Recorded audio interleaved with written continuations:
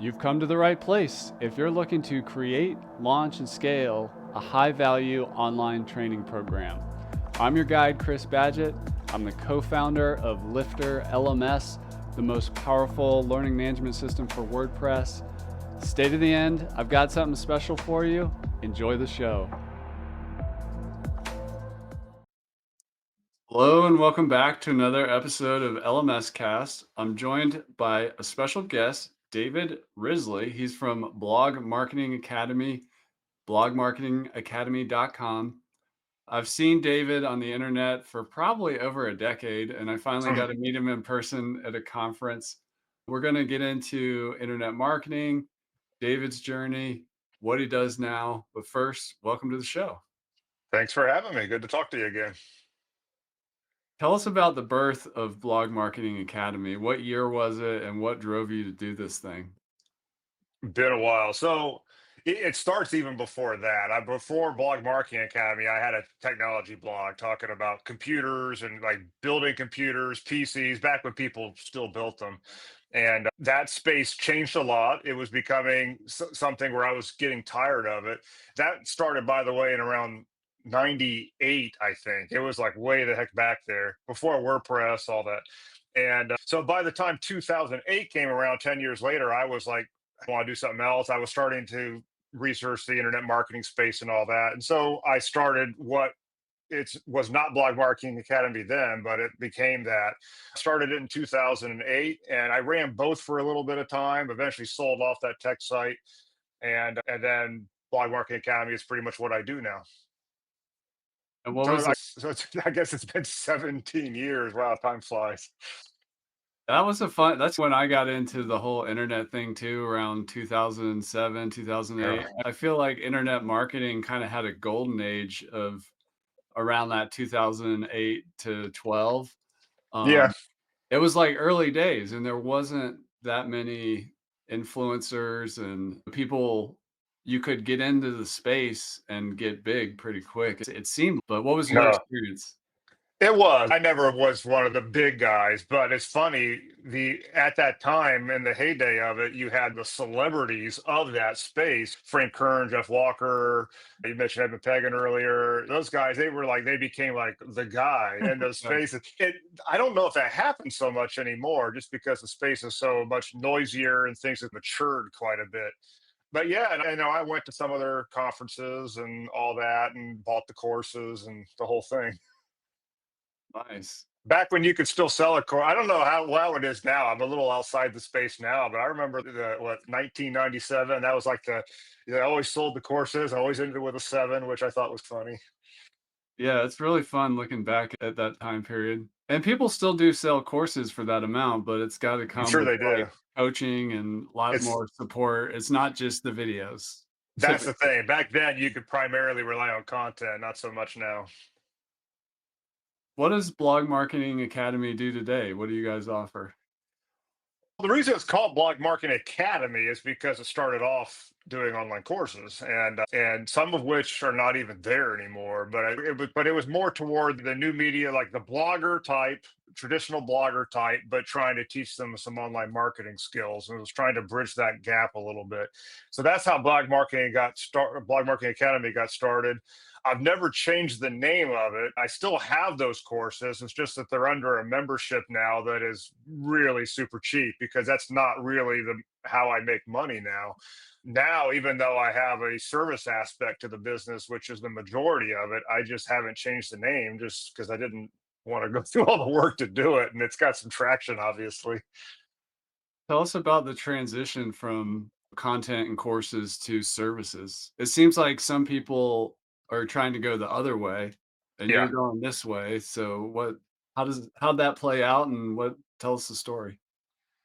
Yeah, some people do go the other way, but it's one of those things to where there's always been this thing about the time for money idea, and people try to avoid it. And but so they try to avoid service work. They don't want to work with clients, and then there's this almost attitude out there with some of the gurus of you don't want to get into that kind of stuff. And so for a long time, that was the mindset that I have. I didn't want to get into that kind of stuff. I didn't want to work with clients.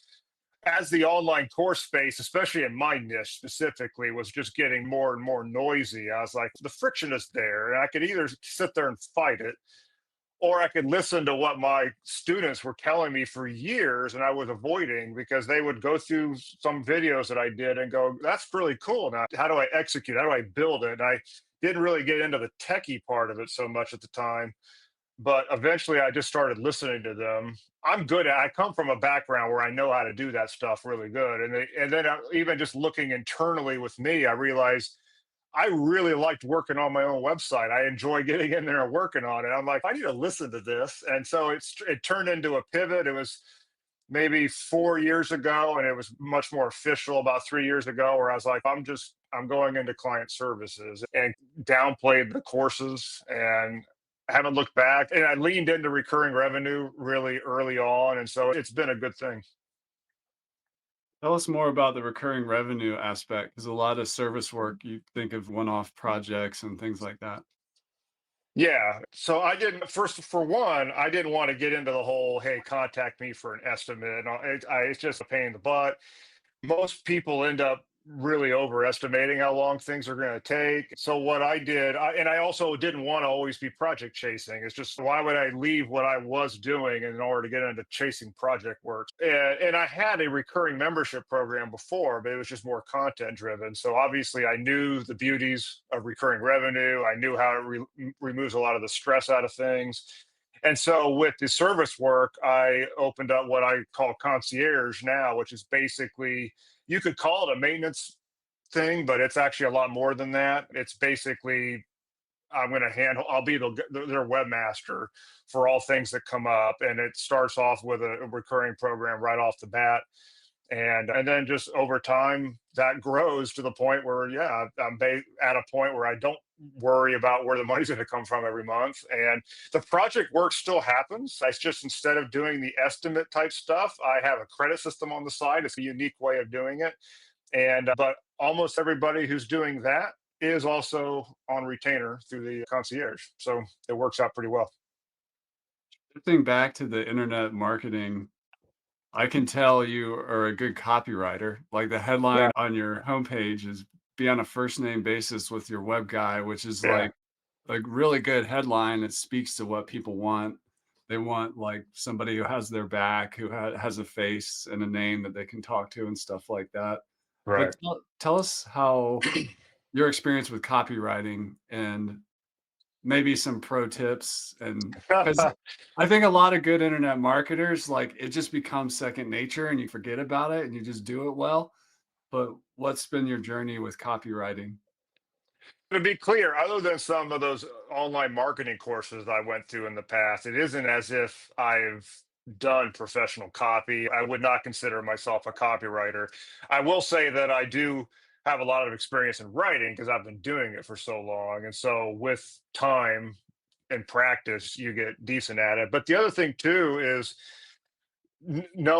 developing a skill of being able to get inside their head of your target market and knowing what they really want. And one of the things I've always found important in any business is the importance of survey. Now, but not survey, which is, I'll fill out this form. It's really impersonal because the survey can come in a lot of different forms. And that includes talking to people in person, which is one of the things that so many people try to avoid.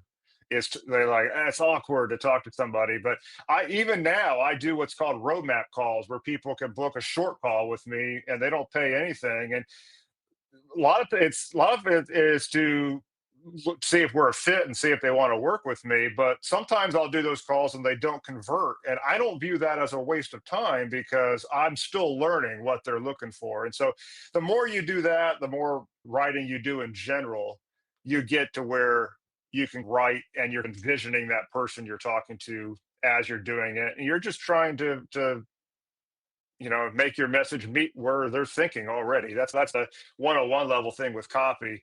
I don't have any courses on that topic or anything. Some markets, like, it becomes an echo chamber. So Yeah. internet marketing with internet marketers or Oh doing yeah. tech with tech people. But some of the most successful agencies, their target audience is very different from them. If Yeah. you were to like tell us about the avatar or the type of people that are a perfect fit for Blog Marketing Academy services, who is this client? Because you obviously have a feel for what this person is. Yeah, my clients come from all kinds of different niches, but at the core, they are solopreneurs. And some of them are in the very early stages, so I don't even know if they would call themselves a solopreneur yet. They're trying to become one. And so I've got that too. But most of them they're working for themselves. They might have one or two other people working for them. They're basically in that idea. They're using WordPress to run the business. And so that's mainly who I'm speaking to. And I also know that a lot of them they're tackling WordPress and they deal with the frustrations we all deal with. They have some light level tech skill, but enough to get themselves in trouble. And I also know with me, because of the content with YouTube and all that, the content that I've been putting out there a long time, I have built up a level of trust with a lot of these people. So that was part of the genesis for that headline, to be on a first name basis with your web guy. And but yeah, that's who they are mainly. They're small time solopreneurs, businesses of different scales, but they don't have large teams. Frankly, you have to know who you worked with the best. And if some big company was coming at me, I probably would straight tell them, I don't think I'm the right fit. I don't think I would want to do it. So how do you get these clients? Most of them are coming to me. Really don't do any overt promotion outside of content. It's the site. I would say, in terms of lead sources right now, YouTube is probably the top one of people finding me on YouTube. But a lot of people were on my list for quite some time to begin with. I do have a weekly newsletter that I send out. So even people who are not doing business with me now, I stay top of mind. And when they're ready, they sign up or they book a call. I'm a big fan of YouTube for content marketing. What's your approach to making videos or deciding what kind of content to make on YouTube specifically? Some of it's just gut feeling. Some of it's, frankly, what I'm in the mood to make. If anything, I need to become more regular about it. Ideally, I'd be putting out something every week, but sometimes that's the balance when you're doing client work. Sometimes you get so busy with stuff, you forget to do it. But it's really, I guess it's the same mentality that would come up when I'm writing my copy. I think about my target market and what they're looking for. I know people on YouTube are looking for how to do stuff, how to fix problems. The typical listicle style stuff does work on YouTube. You also look for reviews. I've had a video about Buddy Boss hosting. What's because that can be a little bit of a demanding platform, and so I get people on that or talking about Buddy Boss, talking about the Fluent line of products. People are looking for that stuff. So I just go and I make it. And also my videos are pretty informal. How I'm talking to you right now is how I record a YouTube video. I don't script them out. I don't do double takes on anything. I just let it rip. Awesome. And going back to your services, sometimes it's when you're helping a solopreneur, like you have to set up a scope of work. Like there's the website, but then maybe there's an email list tool and posting and other things. Like what's in your scope of service that you do for these business owners? For the most part, I will go where they need to go. That being said, I do have my limits. For one thing, with my service work, I tend to stick with the same tools most of the time. I can work with other ones, but if I have any say in the matter, I will try to get them into the same ones because I'm so quick with them.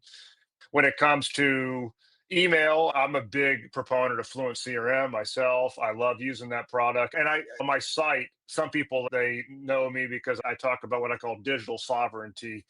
I like the idea of having things in house and not relying on an army of third party services all over the place.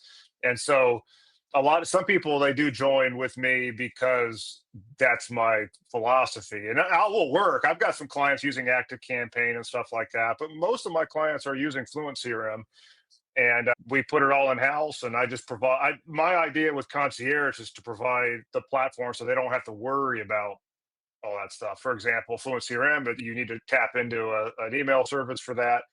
I have one. It's that type of thing, and then they don't have to think about it. But that's how I'm approaching it. If they get too far out of my wheelhouse, or if they want something completely and totally custom coded, I'll probably be like, yeah, that's not me. Your let's talk first is like a primary call to action on your homepage. Some agencies like it's got to go through a contact form and there's all this stuff. You go straight to book a 30-minute call. What's your structure for those calls for talking to clients and figuring out if it's a fit, and what do you guys talk about on a 30-minute call? So there's not a lot of stress. It's not like I go in there with an outline or anything. It's definitely not a salesy thing at all. It's really we're just having a conversation. When they go, excuse me, when they book, I do have some questions on the form that makes it clear that it is a thing where we're exploring working together. So there is that intention when they book. I forgot the questions that I have there, but it's these are not people. They're just going to come ask me random questions to get a free consultation. They know why they're there. But once they're there, we're just having a free flowing conversation. It's not like I'm running the show. We both know why they're there to begin with. I have the summary of what they typed, and then we just go to it. Sometimes they don't even take 30 minutes. Sometimes they go a little longer than that. I don't worry about it that much. Are a lot of people starting with an existing site, or they're starting fresh, or what do you prefer? Have an existing one, and when they're talking to me about concierge, most of them have an existing one, and they're probably just tired of dealing with it. That's pretty much what it comes down to. But I do have some who come in and they have a new concept, and we're starting from scratch. And usually with concierge, I'll make it clear to them right off the bat, hey, look, you're getting into concierge, but it's early and there's no traffic, so it's a little overkill there at the beginning. But they think it's going to light a fire under their butt, so to speak. I was like, I'm paying every month. I really want to utilize it. And so we go at it. Plus, they get a discount on the credits with me if they're in concierge. So some people do it for that. But most of them, they came in with an existing site like Buddy Boss Elementor setups, things that have a little bit more complexity, and they're just tired of squashing little tech gremlins and that type of thing. How do you manage the relationship? Like, particularly with a recurring plan, are they, like you said, they want to get the most out of it? Are you also following up with clients every month or making suggestions, or It's how do you keep the recurring situation healthy? It really hasn't been any issue at all. We have a communication area in Basecamp. We use Basecamp for project management. It's super user friendly. And then of course there's the core services that they're getting, whether they're have a lot of requests or not. There's the hosting. I use Postmark for delivery. There's the malware stuff, all the standard stuff, and then there's all the plugins. I have agency licensing to the plugins that I put on their site. So there, that is one of the things too, is that they don't have to go and buy all those things. I've already done it, and so all those things are part of the core services. And then I have a few clients that don't contact me that much, honestly, and it just keeps on going. And other ones, they're more active, and that's fine. You just balance it out over time. And the ones that are more active, they're also, in addition to the monthly, they're buying credits. Is that right, for actual project work on top of the monthly? They are. Yeah. If I'm just answering messages for them, I don't bill for that. It's part of concierge. But if we're getting there and we're getting more, if I'm having to go on there and do something on their site more regularly, that's where we do use the credits. The concierge, I have a higher level of concierge called platinum, which does include time, and then we don't have to use the credits unless we really start using a lot of time. But for the core people, we're using credits a lot more frequently. How do you stay organized with all this? It's been a growth curve for sure. You mentioned Basecamp for getting the projects in Basecamp, which helps. That helps a lot. It keeps it out of my email, Yeah. which is important. When I first started, everybody was emailing me, and I dealt with it for a while. I thought about having a traditional support desk on my thing, but it felt a little impersonal. And so I didn't go that route. And so Basecamp for me has worked really well. I used it a long time ago, and then I came back and revisited it. And it's just super user friendly. It doesn't have a really overwhelming interface. If they don't want to go into Basecamp that often and they just reply to an email, they can still do it. It'll still show up in Basecamp. So it's just really easy to use. As far as managing clients, I've done a lot of stuff inside of WordPress admin to be able to manage them from in there. I've customized my dashboard quite a bit so I can see my client list and pop into different parts of their profile really quick. So there's a lot of time saving. And it has for passwords and all that. I don't keep that in WordPress. That wouldn't be a good idea. I've got a one password for all that type of stuff. But I don't know. I guess I've adapted to that system. And when I find that there's little hitches and I'm wasting time on on stupid little things, I'll try to think up some solution to iron out the constraint. This episode of LMS Cast is brought to you by Pop-Up Maker, the most powerful, trusted pop-up solution for WordPress. Whether you're selling online courses or memberships, Pop-Up Maker helps you grow your email list, boost sales conversions, and engage your visitors with highly customizable pop-ups. Imagine creating custom opt-ins, announcements, and promotions that actually convert. I personally use Pop-Up Maker on my LifterLMS websites for lead magnet opt-ins, cart abandonment, upsells, downsells, and guiding users to helpful content. Pop-Up Maker is an essential tool for growing my email list and making more money online through my website. Ready to take your website to the next level? Head on over to wppopupmaker.com/LMScast and save 15% on your order. Discount automatically applies when you visit through that link. Pop-Up Maker also has an awesome free version, so you can just use that as well. Go to wppopupmaker.com/LMScast and save 15% off your order or get started with the free version now. Get more leads and sales on your website with Pop-Up Maker today. Now back to the episode. What about work-life balance? What's your approach there? Because we all struggle with it. When you've been in the industry for a long time, you figure something out that works for you. What works for you? So far, it hasn't been a problem. And so, for one, I like what I do, so it's not like I'm feeling like I have to escape from it. But people know I go out in an RV sometimes. I've got a family. I work do stuff on the house. So a lot of it comes down to setting proper expectations when people come in. I think because a lot of people who work with me have been on my list for a while or what have you, they already know little things. Because I'll mention at the top of my newsletter, I always mention just little things that are not related to business, so people know about the RV and all those types of things. I have never had anybody, if I go on a little trip, I've never had anybody freak out about it. And they're like, have fun. No, they literally try not to be as needy while I'm gone, which is really cool. And if something happens, I'm still monitoring things. It's just that it's more if a site goes down, no matter where I am, I will try to get it fixed. It's just I work with rocket hosting. Sites just don't go down. You're paying for security with those types of things. But so far, I've just enforced the balance that I want, and clients don't raise a ruckus about it. And frankly, if they did, if I had somebody who was getting who weird about it, I would look at that as we weren't the right fit anymore, and I'd probably cut them loose. Do you run all this solo? Right now, I do. I had a developer.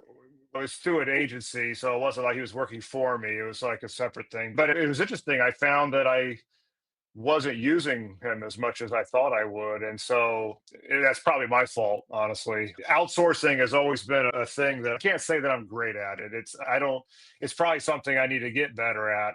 I do realize that with the level of what the work that I have, it's coming whether I like it or not. There are things that I have a lot of systems in place that allow me to get a lot done. But if I have so many ongoing projects at the same time, people end up waiting, and I'm aware of that. So I'll have to deal with it. But so far, it's just me. Let's imagine you got a client who doesn't have a website yet.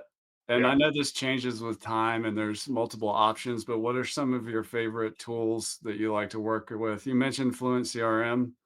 What else is like a go-to for you? I use Fluent most of the, I don't use all their tools, but Fluent CRM is my favorite. Fluent Forms is where I go to for forms. For community stuff, I've been definitely looking into Fluent Community. It's true they're developing that one fast, so it's doing pretty well. And I'm even though I know Buddy Boss is such a powerful platform, it just comes with so much overhead. I don't like working with Buddy Boss that much anymore. Yeah, as far as building it out, I'm a big fan of the Cadence theme and Cadence blocks myself. So that tends to be my go-to. I do have some people who are using Elementor and those types of things, and or Astra and Spectra.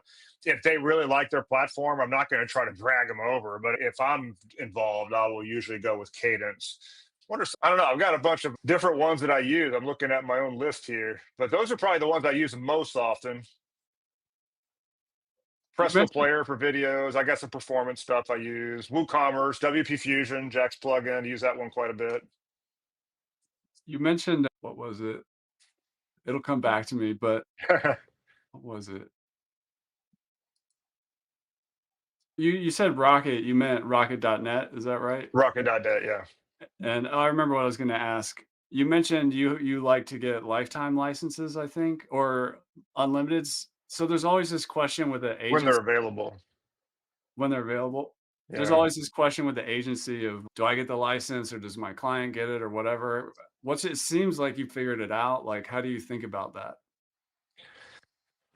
So I think about it in terms, for one, it's one of the value adds of concierge is that they don't have to go and buy all Shopping. these plug. Yeah, Yeah. they don't have to go shopping. And the shopping is not just a matter of expense; it's also all the time of evaluating, trying to figure out which ones work. So I'm trying to save them all that hassle. And so I acquired the support licenses. If an unlimited is available, that's usually a good idea. There's a few that I've got on lifetime. That's even great, but some of them are not, and I just pay for them. And my thinking too is that if I'm going to call myself concierge, it's one of those things to where sometimes I have to contact the support people. Like I've done it with CartFlow several times. I've had to do it with Presto. Sometimes I can't figure something out. I'll just go to the support people. That's what I'm paying for with the license. And so it's really the way I look at it, I wouldn't really be able to provide the full level of service needed for concierge if I couldn't deal with the support people. If I was hanging out with Jack at the conference for WP Fusion, but if I didn't have those relationships with these people, I'm a little bit stuck on how far I can go with the support. Yeah, that's a huge value add to just to have all those relationships and be able Yeah. to basically get the best support on behalf of the client. That's awesome. You mentioned you worked with a lot of different clients, but is there like a main kind? Are they kind of content people or are they main street businesses or like what's the 80/20 of who the majority of the clients? Are they doing Most of them digital products, retail? What is it? Mostly digital, mostly in the content business. Most of them have membership sites. That's probably majority of my clients are running a membership site. And if it was just a standard blog, they probably wouldn't even need concierge. But most of what I do with concierge is for WordPress sites that actually do work. They're selling things. They got plumbing involved. And so that's the average. I do have a few that sell physical product. And let's see, I'm trying, do I have any? Yeah, actually, I do have a few locals. I've got a chiropractor over in the UK. I'm managing 3 sites for him. And so his sites are actually pretty, no, he's got one that actually is a content driven membership site. Then he's got two for his practices. So there's all over the board, but definitely the large majority of them are selling like membership content. What's the I've been obsessed with membership sites as long as you have, like, Yeah. whatever, 17 years or whatever, and it's changed, it's evolved, but there's never been more options like now, and like you mentioned, it's also much more crowded than it used to be, but what's working in membership sites with your clients now? There's courses, there's community, there's premium content or digital files, like, what is successful membership sites have going on these days?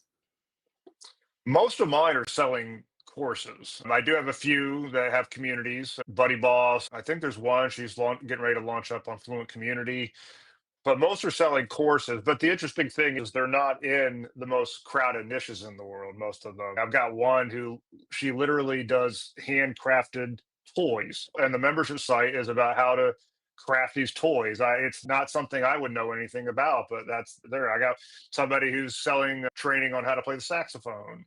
Okay, so it's markets where There might be noise. Honestly, I don't know that much about the markets, but it's probably nothing like internet marketing or anything like that. These are niches where they tend to be pretty niche, actually. I've got one who's in the doula space, working with family members who are somebody's on their deathbed. I have those types of people who are running membership sites. I don't think I've got anybody, trying to think off the top of my head, I don't think I've got anybody in the really big niches like weight loss or internet marketing. They tend to be in these smaller ones, and they're still doing pretty well, actually. They are definitely making money. When I log into the site, I can see their income figures, and it's working. So, Yeah, that's awesome and inspiring. And honestly, that's what excites me. Like, I love finding these niches. And I see it yeah. at Lifter LMS, just like you mentioned arts and crafts. I can think of 20 different like art and craft things that I never even knew about that this person has a whole following on. Yeah. Earlier, you mentioned like the 200 or 190 $997 course or whatever. I'm sorry, Yeah. a membership site, you said courses like the art and craft hobby toys or whatever. Are these membership sites doing like mini courses, like lots of little courses, or what? Yeah. How do they get the recurring revenue to keep happening in the membership? Or is it not always recurring revenue? Most of them have recurring, or they're gearing up to do recurring. There are some who were selling things one by one, but they're like, I want to have a cash file membership for recurring, which is a pretty common model. You can get it's like the Netflix model recurring, or you could buy them one on one and it just costs more. So a lot of them do that type of a thing. Most of them have several smaller courses, not so much one massive one. And personally, I think that model works better, mainly because of the amount of noise we're all dealing with online. I don't know if people have the attention span to go through some big multi-module watching hours of video anymore. The people want the TLDR all the time. And so I think shorter actually is a superpower these days. If you can get them from point A to point B and do it in the least amount of time, that's ultimately what people want. Some of the course setups that I've helped build, they're just one pagers. It's literally, we just set up a custom post type. We just set up a one pager because they don't even need all the structure. And that was actually something with my site that I started doing a few years back, was getting rid of some or restructuring them so that I could go more towards short form stuff, just because people, I mean, even in the past, people would buy these big courses and the rate of completion was pathetic, because it's like people just, they buy the promise and then they're like, I'm tired of this, it's too much work. So you try as a creator to create stuff that's a, it's easier for you to make, but b, it's easier for them to consume, and that's the point. As a web guy on a first name basis, and for somebody who's been in the industry for a long time, I imagine you don't just get tech questions. People will ask you for business advice around Yeah. things like pricing or marketing Mhm. strategies and tactics and things. What are you seeing with your folks? What are they coming to you for business advice?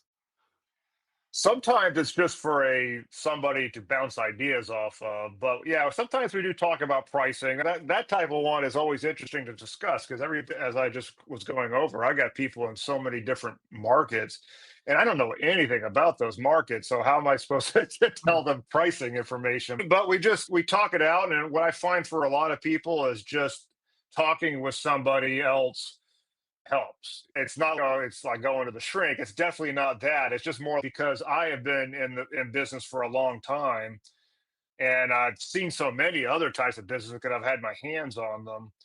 When people talk to me, I don't think they're looking for me to talk top down and give them the answers. I think they realize it's a two-way conversation and things can come out of that. And I will give them my experience on certain things if I have any. If I don't, I'll tell them that too.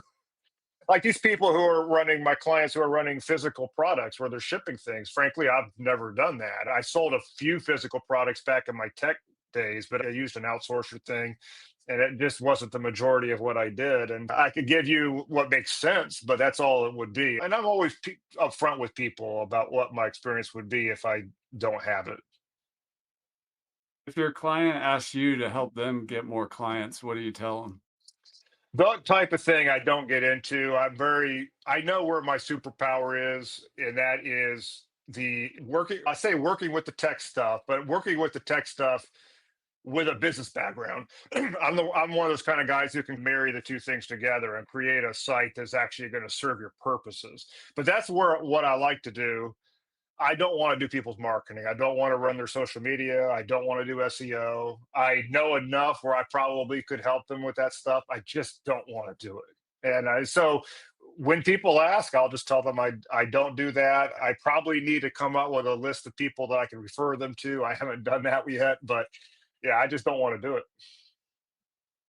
What are you seeing with the membership sites in terms of outside of content supporting their members, like with coaching or group coaching calls or email support or community? Like, what are people doing from the support side for a membership site to support their members in addition to content these days?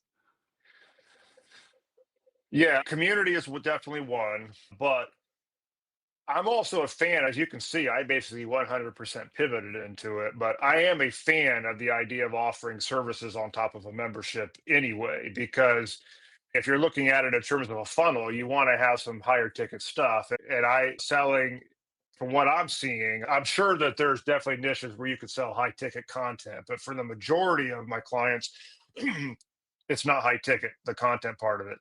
And so to develop the funnel out, you need higher ticket stuff. That's where the services, the done for you, those types of things, and you can build them into your membership to where they maybe some things are included, but then there's upsells, and I think that will increase revenue quite a bit for a majority of memberships because most even the client in the toy making space, I don't know off the top of my head if she's offering a service, but she could.